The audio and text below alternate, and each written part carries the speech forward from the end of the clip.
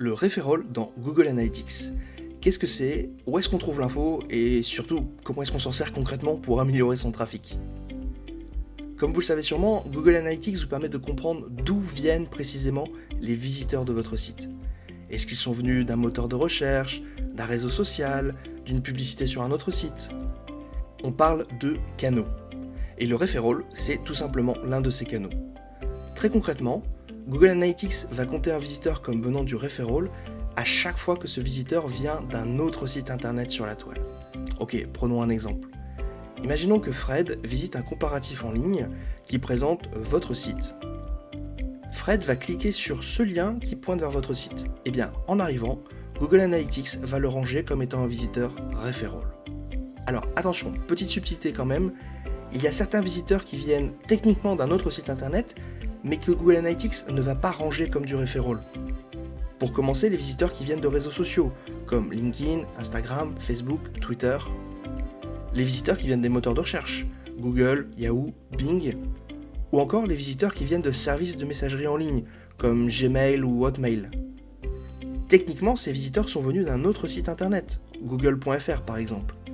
Mais dans la plupart des cas, Google Analytics est suffisamment malin pour les reconnaître et les ranger dans la bonne catégorie. Ok, à présent, voyons où trouver concrètement cette information dans Google Analytics.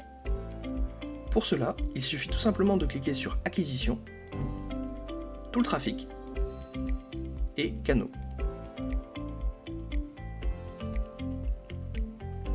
Puis de cliquer sur le canal qui nous intéresse, ici Referral. Notez que l'on aurait pu obtenir exactement le même résultat simplement en cliquant sur Site référent. Ok, deux informations pratiques ici. La première, c'est que vous pouvez savoir de quelle page de ce site référent sont venus vos visiteurs. Pour cela, il suffit tout simplement de cliquer sur le site qui vous intéresse. Deuxième info pratique, vous pouvez aussi savoir sur quelle page de votre site ont atterri ces mêmes visiteurs.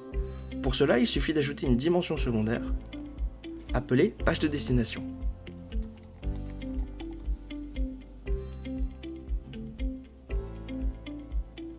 Et voilà, vous avez la page d'origine sur le site référent et la page de votre site sur laquelle les visiteurs ont atterri. Ok, maintenant entrons dans le vif du sujet.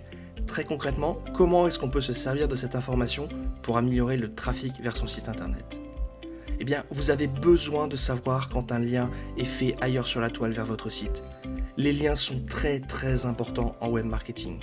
D'abord parce qu'ils vous amènent du trafic, mais aussi parce qu'ils vont aider votre référencement. Google les prend en compte comme un signe que votre site est crédible et mérite de figurer dans les résultats des moteurs de recherche. Alors, très concrètement, quelques petites actions que vous pouvez faire. Si vous vous rendez compte qu'un autre site internet a fait un lien vers votre site sans que vous ayez rien demandé, voyez si cela vaut le coup de créer une relation avec le webmaster. Regardez son site internet, regardez les contenus qu'il propose, la cible et l'audience à laquelle il s'adresse. Il y a peut-être matière à tisser un partenariat.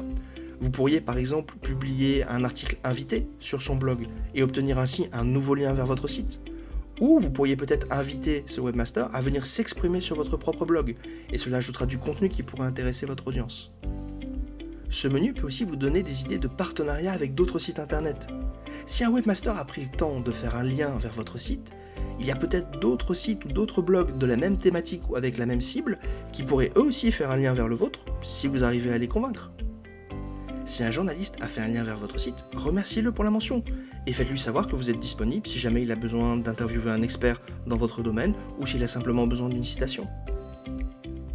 Si le lien vient d'un forum ou des commentaires d'un blog, rejoignez la discussion et participez. Mais attention, intelligemment, ne commencez pas à faire votre promotion ou à mettre en avant vos produits et vos services. Participez sérieusement à la discussion, apportez de la valeur ajoutée, répondez aux messages. Au plus vous arriverez à apporter de la valeur ajoutée aux participants de la discussion, au plus ces gens s'intéresseront naturellement à vous. Si vous faites des guest posts, c'est-à-dire concrètement si vous publiez des articles que vous avez vous-même créés sur d'autres blogs appartenant à d'autres webmasters afin de vous faire découvrir par leur audience ou pour obtenir des liens qui vont aider votre référencement, ce menu va vous être très utile. Il va vous aider à comprendre quels sont les articles qui ont le mieux marché et peut-être vous donner des idées du pourquoi. Peut-être en raison des sites sur lesquels vous avez publié ces articles ou des thématiques que vous avez utilisées. Enfin, vous allez peut-être voir des visites venant de certains moteurs de recherche apparaître dans ce menu. autant Google Analytics est capable de reconnaître les visiteurs venant de Google et de Bing, autant des visiteurs venant d'Ecosia ou Quant ont tendance à être rangés dans ce menu. C'est un signe que vos utilisateurs et vos cibles utilisent ces moteurs de recherche. Prenez un peu de temps pour regarder comment votre propre site ou votre propre blog apparaissent dans ces moteurs. Mais quelles que soient les tactiques que vous utilisez, comme toujours, soyez pragmatique. Ne commencez pas à contacter chaque personne qui a fait un lien vers votre site internet. Prenez le temps d'évaluer le potentiel. C'est vraiment très important. Si vous voulez utiliser Google Analytics pour augmenter le trafic ou la conversion de votre site, vous devez prendre le temps d'examiner tous les canaux, de faire la liste des tactiques et des améliorations que vous pourriez apporter, puis de prioriser cette liste en comparant ce que ces tactiques vont vous apporter versus ce qu'elles vont vous coûter. Ensuite seulement vous pourrez choisir les bonnes tactiques pour obtenir les meilleurs résultats. Si vous voulez en savoir plus sur comment utiliser Google Analytics pour améliorer le trafic sur votre site internet, je vous recommande ce PDF gratuit et disponible en accès libre. Vous pouvez retrouver le lien pour le télécharger dans la description sous la vidéo YouTube. Voilà, c'est tout pour le referral dans Google Analytics. J'espère que cette vidéo vous a été utile. Si c'est le cas, n'hésitez pas à laisser un commentaire ou un j'aime ou à poser votre question directement sous cette vidéo.